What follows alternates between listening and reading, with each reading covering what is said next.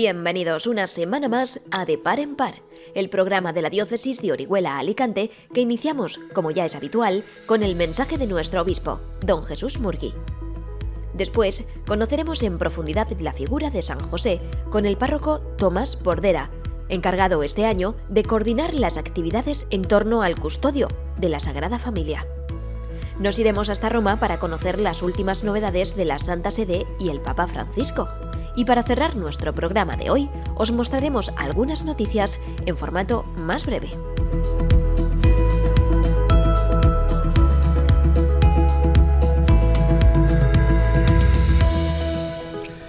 La semana pasada, en un primer comentario acerca de la Cuaresma, tomaba la definición de la Cuaresma camino de conversión, o haciendo referencia a las palabras de Papa Francisco en la homilía del miércoles de ceniza, que habla y define la Cuaresma como un viaje de regreso a Dios. Eso conlleva algo como en la parábola del hijo pródigo, que es la meta, que es el final. Igual que la meta del tiempo cuaresmal, de los 40 días, es la Pascua, es la resurrección de Jesús. La meta también de ese camino, de ese viaje, de esa conversión, es entrar en la Pascua. Hemos entrado por el bautismo y podemos, con la ayuda y la gracia de Dios, volver de nuevo a revitalizar por su gracia nuestro ser bautismal. Por tanto, se puede definir también el tiempo cuaresmal como un tiempo de primavera espiritual. Muchos han comparado que a lo largo de estos días coincidimos todo lo que vivimos a nivel de acompañar al Señor, acercarnos a la Semana Santa, en el tiempo de la primavera, cuando los árboles, la naturaleza se pone otra vez en marcha, se pone otra vez a florecer, a dar vida. Igual nosotros. El final no es solo caer en la cuenta de nuestro pecado, hacer una buena confesión, convertirnos al Señor, desear desembarazarnos de lo negativo y reordenar nuestra vida, sino sobre todo, al final, la meta es ese renacimiento, esa vida nueva, esa fiesta, esa alegría que aparece en la parábola del hijo pródigo, que ha vuelto, que ha resucitado, esa fiesta que expresa la vuelta a la vida. Por tanto, tomarnos como un camino de renovación, de resurrección en la gracia del Señor, estos 40 días que tenemos delante de nosotros en el tiempo cuaresmal. Un poco yo creo que también la pandemia, la circunstancia, ese semiconfinamiento que estamos viviendo, que sin limitaciones perimetrales, hay cantidad de cosas que nos siguen empujando no tanto a salir, sino a entrar, estar en casa.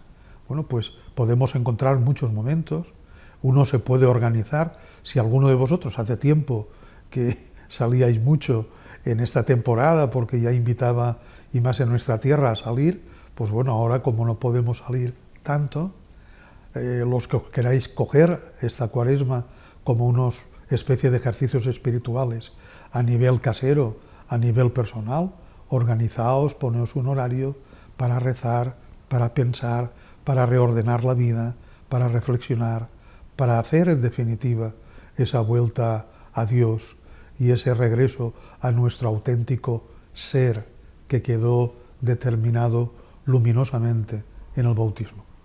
Por tanto, feliz Cuaresma en el sentido que sea un tiempo de volver a Dios, de volver a nuestro verdadero ser, de renacer espiritualmente, de ponernos las pilas, como normalmente solemos decir en lenguaje coloquial, para así, de verdad, no solo contemplar la Pascua de Jesús, sino entrar en su Pascua y resucitar con Él en una vida nueva. Felices días, un abrazo. Hola amigos, os damos la bienvenida una semana más y os agradecemos que de nuevo nos estéis acompañando al otro lado de la pantalla. Hace muy poco estrenábamos este año y sin darnos cuenta hemos llegado ya a marzo, un mes con mucha actividad en nuestra diócesis y que esta vez también la tendrá en la Iglesia Universal, porque como todos sabéis el Papa ha declarado 2021 el año de San José. Y es que la situación de pandemia que estamos viviendo ha puesto de relieve su figura como protector, pero también la de padre, esposo y trabajador. En nuestro programa de hoy profundizaremos en todas esas facetas de San José y en el simbolismo que tiene para nuestra Iglesia esos gestos de caridad y humildad. Os contamos más en el siguiente reportaje.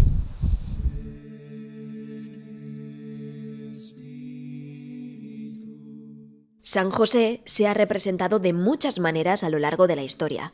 Sabemos que fue el esposo de María y el custodio de Jesús, pero ¿quién fue realmente San José?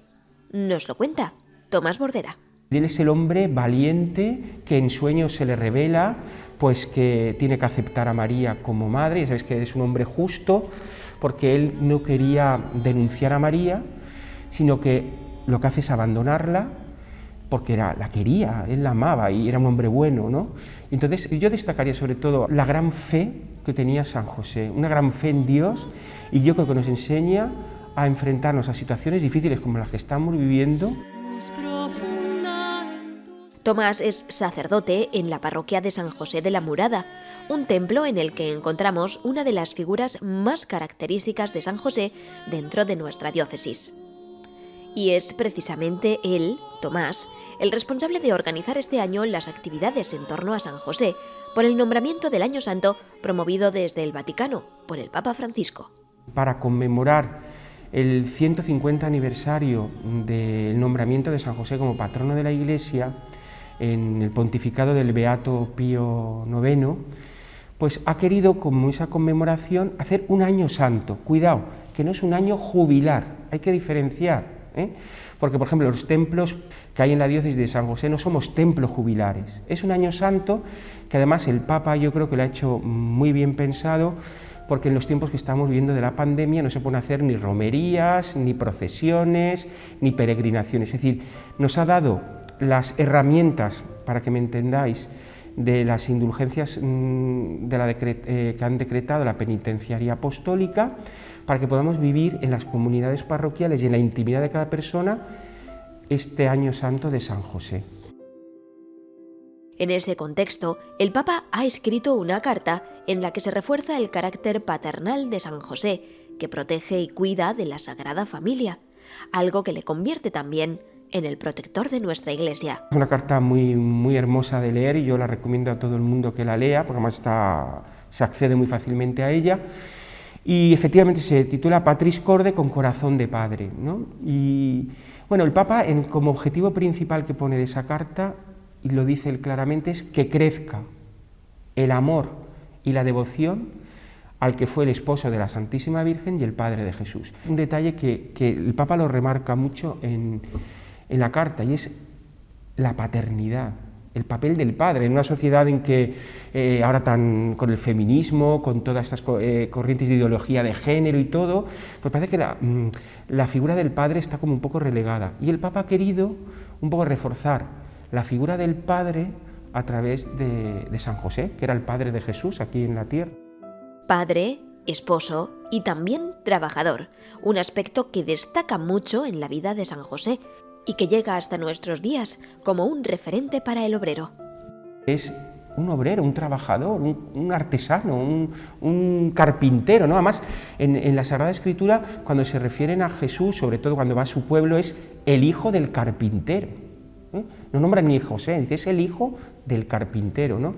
Entonces, pues seguramente San José pues transmitió a Jesús el valor del trabajo, ese valor tan importante que el Papa remarca también en la carta, ¿no? Jesús conocería de San José el valor del trabajo, del esfuerzo diario, el colaborar, que el trabajo es una colaboración en la creación de Dios, ¿no? Que participa también de ese sentido redentor, el hombre trabajando. Y San José pues sería quizá el que le transmitiera a Jesús ese sentido humano del trabajo. También se le invoca como patrono de la buena muerte. ¿Por qué? Buena muerte porque en el momento de la muerte estuvo acompañado por María y Jesús. Hombre, eso es una buena muerte, ¿eh? Nosotros aquí en La Murada, cuando en todos los entierros, en los ritos finales, ponemos un escapulario encima del féretro, que es como un poco la salvaguarda, como esa entrada en la casa del Padre, ¿no? En la que San José, pues, como custodio, como decíamos, esa poderosa intercesión, pues intercede por todos los que van entrando en la casa del Padre. Y es un gesto muy bonito. No sabes aquí el consuelo tan grande que le da en los entierros el ver el féretro con San José acompañando el cuerpo del difunto. En nuestra diócesis hay 10 parroquias con San José como patrón: Alfás del Pi, Algueña, Bolulla, Callosa de Segura, Confrides, La Murada, Villafranqueza, Alicante, Elda y Elche. Y no podemos olvidarnos tampoco de la obra social diocesana, que también lleva su nombre. Y es que San José está muy presente entre nosotros. Este año, más si cabe. Todas las parroquias, yo creo que no hay ninguna que no tenga un altar dedicado a San José. Todas. Parroquias, somos 10 parroquias. Parroquias distribuidas por todos los vicarías y arciprestado. Entonces, pues en algunas parroquias es patrono también del pueblo, como por ejemplo aquí en La Murada, y en otras parroquias es titular. A lo mejor el patrón es otra advocación, pero la titularidad la tiene San José. Me estoy acordando, por ejemplo, ahora de Algueña, es parroquia de San José y tiene una patrona que es la Virgen, no sé, ahora creo que es la Virgen de los Remedios, me parece la que es la patrona, ¿no? Entonces, pues estas parroquias lo estamos viendo este año de una manera muy especial, ¿no? Estamos un poco incentivando la devoción y el fervor, aunque en nuestras parroquias siempre a San José se le ha tenido mucha devoción. Por ejemplo, aquí en La Murada, todo lo que es la comarca de aquí de la Vega Baja, incluso con la Virgen de Cox, con algunas otras a San Roque de Callosa, son unas advocaciones muy fuertes. Viene gente de muchos pueblos el día de la procesión, el día de San Vicente, porque San José es muy venerado. El que un poco propagó la devoción a San José fue el obispo José Tormo. Sobre todo en el siglo XVIII erigió muchas parroquias con el nombre de San José porque era el patrono de su pueblo natal. Creo que es Albaida, donde nació José Tormo, pues como era el patrono, pues que él quiso difundir mucho la devoción a San José. Por ejemplo, aquí en La Murada, que es de su época, fue intención de él que fuera dedicada a San José por ser el patrono de su pueblo. San José representa todos los valores que la Iglesia defiende. Es un hombre honrado, humilde y entregado, que acoge a los débiles para acompañarles en su camino, sin importar las dificultades que la vida interpone. Por eso, en estos tiempos convulsos, se nos invita a seguirle incondicionalmente. Que crezca el amor en este santo, que lo reconozcamos como un poderoso intercesor ante Dios. Como decía Santa Teresa de Jesús, no hay nada que le haya pedido a San José que no me haya concedido, ¿no? Animar a toda la diócesis y especialmente pues, a nuestros fieles a descubrir pues, un poco la devoción, la intercesión y la poderosa, como decía Santa Teresa de Jesús, esa intercesión de San José en nuestras vidas, y más en los tiempos que estamos viviendo. Si el Papa Francisco ha querido que este año también fuera un año santo a él, es por las circunstancias que estamos viviendo en nuestra sociedad con esta pandemia, con esta también secularización que está habiendo, ¿no? Esta frialdad. Entonces ha querido poner todos estos tiempos difíciles en manos de San José. Es como dice en la carta, un milagro. Un milagro. San José es un milagro para nosotros. Entonces, pues eso, yo creo que, sobre todo, que crezca el amor y la devoción a San José.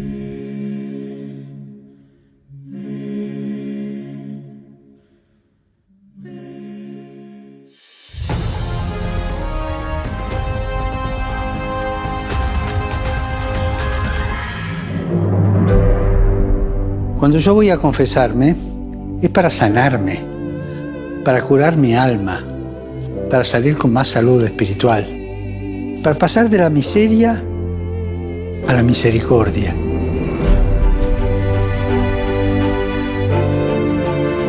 El centro de la confesión no son los pecados que decimos, sino el amor divino que recibimos y que siempre necesitamos. El centro de la confesión es Jesús que nos espera, nos escucha y nos perdona.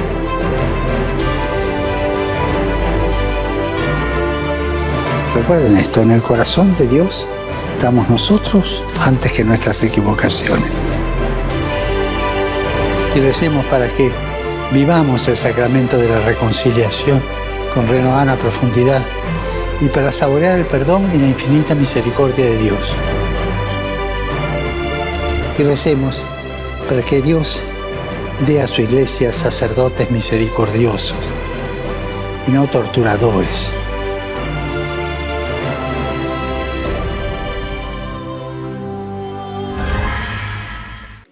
Al terminar el Ángelus, el Papa lamentó otro trágico secuestro masivo de niñas en una escuela en Nigeria. Unisco la mia voce a quella dei vescovi della Nigeria per condannare il vile rapimento di 317 ragazze portate via dalla loro scuola a Hamjebe, nel nord-ovest del paese. Preghiamo per queste ragazze perché possano presto tornare a casa. Algunos medios locales señalaron horas más tarde que ya fueron liberadas. Como el domingo coincidía con la jornada de las enfermedades raras, Francisco quiso agradecer a las asociaciones de voluntarios la ayuda que ofrecen a familias que cuidan de estos pacientes. Nel caso delle malattie rare è più che mai importante la rete di solidarietà tra i familiari favorita di queste associazioni. Essa aiuta a non sentirsi soli e a scambiarsi esperienze e consigli. A continuación, el Papa ofreció una sugerencia para vivir esta Cuaresma, tiempo dedicado a la oración, el ayuno y la penitencia. In questa Quaresima non parlerò degli altri, non andrò dalle chiacchiere e questo possiamo farlo tutti. È un bel digiuno questo. E non dimenticate che sarà utile pure ogni giorno leggere un brano del Vangelo, portare il Vangelo piccolo in tasca, nella borsa e prenderlo quando si può, qualsiasi brano. Questo fa aprire il cuore al Signore. Esta fue la primera aparición pública del Papa tras los ejercicios espirituales que realizó durante una semana en su residencia, en Casa Santa Marta. Quedan pocos días para el viaje de Francisco a Irak. Saldrá de Roma el viernes 5 de marzo y aterrizará en torno al mediodía en Bagdad. Se reunirá en el aeropuerto con el primer ministro y luego en el Palacio Presidencial con el presidente. Allí pronunciará su primer discurso en el país. Ese mismo día verá a religiosos y religiosas y catequistas en la Catedral Católica Siria de Nuestra Señora de la Salvación, que fue asaltada por un grupo de terroristas en el 2010. En el ataque asesinaron a 58 cristianos, 2 de ellos sacerdotes. El día 6, sábado, el Papa se desplaza a Nayaf, donde, si la pandemia lo permite, podrá reunirse con el gran Ayatolá Ali Sistani, uno de los más aclamados líderes espirituales del Islam chiita. Luego, en la llanura de Ur, ligada a la memoria de Abraham, tendrá lugar el encuentro interreligioso donde también participarán representantes de las otras religiones monoteístas ligadas a esta figura. Esa misma tarde, de regreso a Bagdad, celebrará misa en la Catedral Caldea de San José. El domingo 7 será intenso. Francisco visitará la región del Kurdistán, donde el ISIS persiguió con dureza a los cristianos. Muchos de ellos huyeron a Erbil, que Francisco visitará junto a Caracos y Mosul. En esta ciudad rezará por todas las víctimas, en la llamada Hos al-Bieya, la plaza de la iglesia de Mosul. Al día siguiente, tras la ceremonia de despedida en el aeropuerto internacional de Bagdad, Francisco regresará a Roma en un vuelo que durará unas 5 horas. A punto estamos de despedirnos, pero no sin antes mostraros las últimas novedades que nos deja la semana. Entre ellas, la visita a nuestra diócesis del cáliz profanado por el Daesh, que simboliza la persecución que los cristianos viven en países como Siria o Irak. Os lo vamos a contar en el siguiente reportaje y os vamos a mostrar también algunas noticias en formato más breve. La próxima semana, si Dios quiere, volveremos con todos vosotros aquí, en De Par en Par. Hasta entonces, sed muy felices y cuidaos mucho.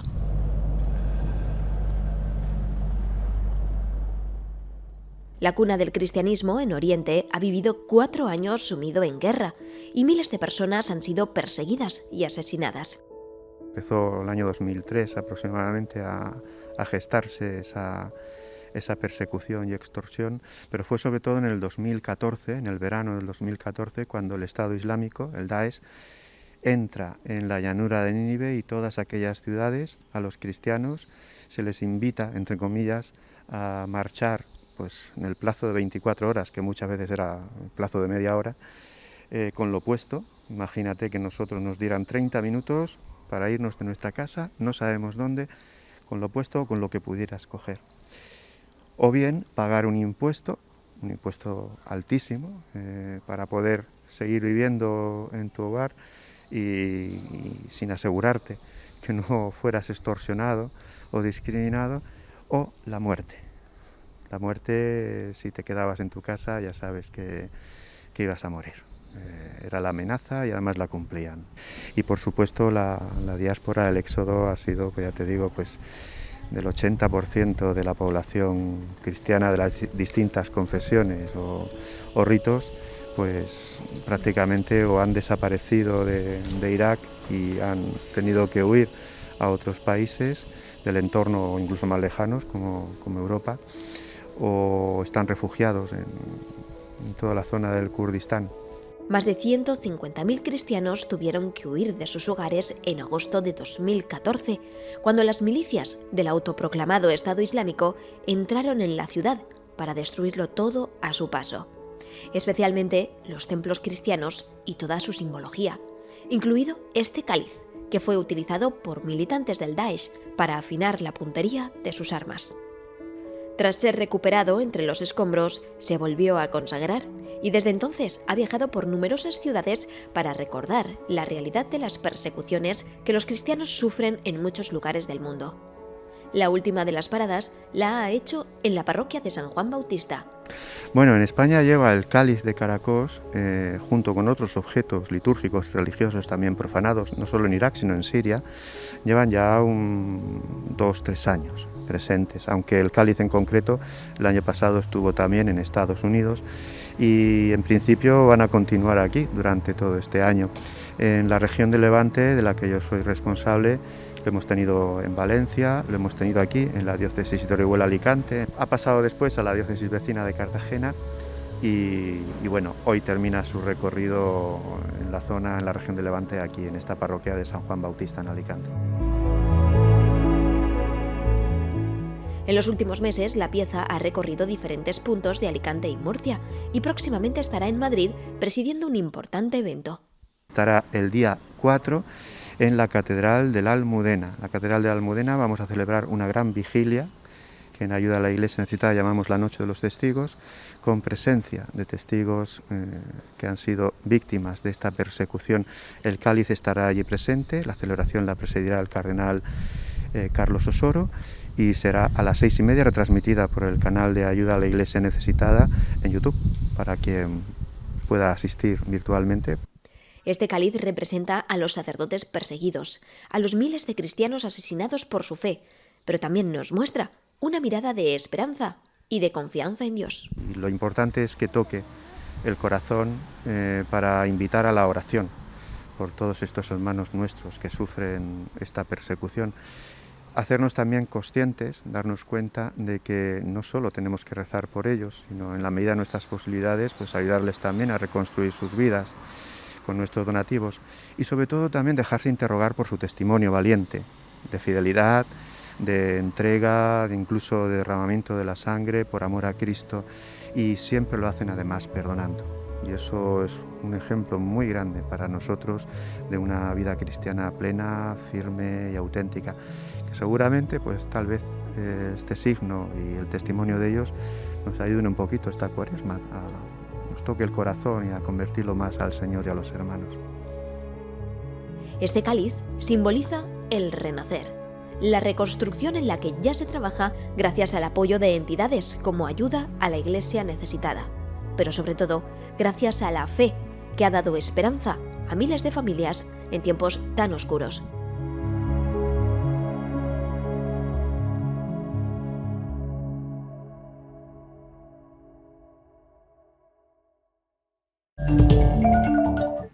Y lo que os proponemos desde este proyecto es formar en la parroquia grupos, equipos de vida, de niños, jóvenes y adultos, que tengan como centro a Cristo.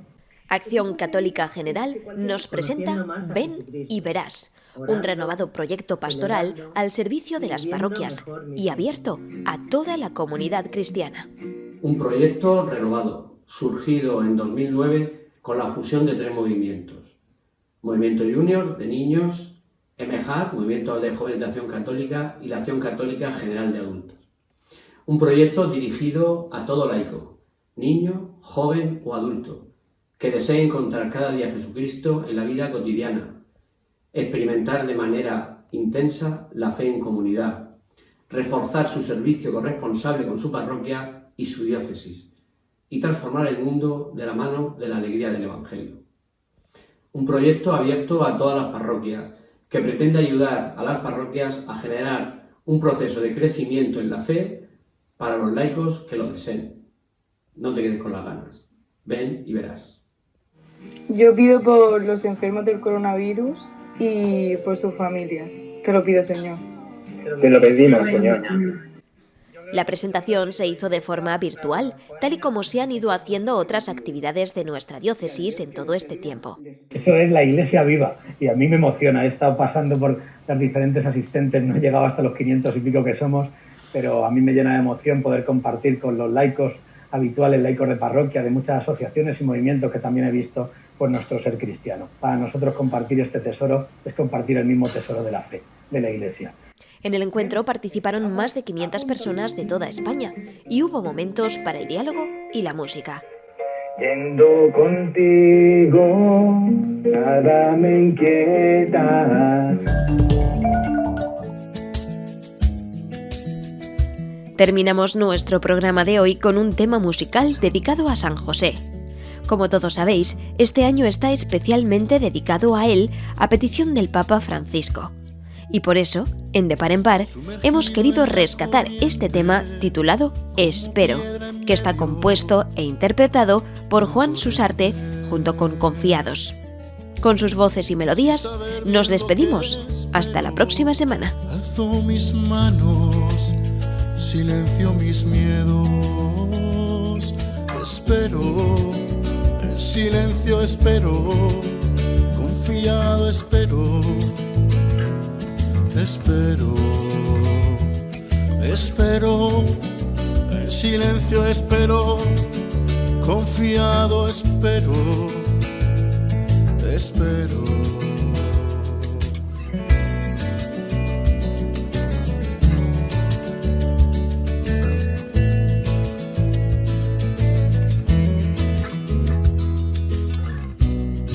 Confiado en la palabra, la única esperanza que me mueve. Cumpliré su voluntad, sea lo que sea que me muestre. Espero, en silencio espero, confiado espero. Espero, espero, en silencio espero, confiado espero, espero. Soy José, nací en Belén, pero vivo en Nazaret. Hombre fiel, trabajador, al servicio de Yahvé. Dios había pensado en mí, en silencio esperaré. Desposado con María estaba cuando me encontré, que llevaba en sus entrañas al Mesías de Israel. No quería repudiarla y entre sueños escuché: ya no temas y recibe con amor a tu mujer. Su nombre será Jesús, solo permanece fiel. Y espero, solo espero y en silencio esperaré. Confiado en tu palabra, en tu amor me cobijé. Manténme siempre firme, que tu luz sea mi fe. Que me guíe en mi camino tu bondad y tu poder. El miedo que sentía tú lo transformaste y sé que esto solo es el camino y al final yo te veré. Inútil siervo tuyo aquí postrándome a tus pies. Solo quiero complacerte, eres mi Dios, yo tu José. Espero, en silencio espero,